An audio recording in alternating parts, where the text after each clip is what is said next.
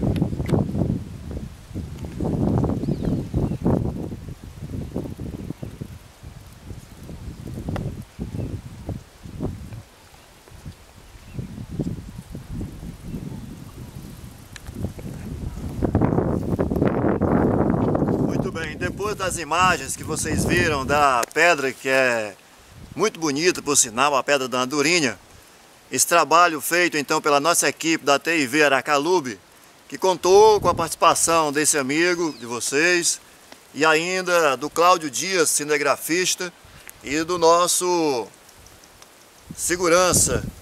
Aliás, ele não é um segurança, ele é um tudo, é um faz tudo, né? Ele dá apoio em tudo, o nosso amigo Cici.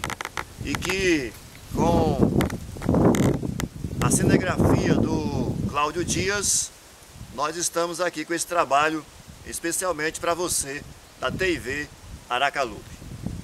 Vai.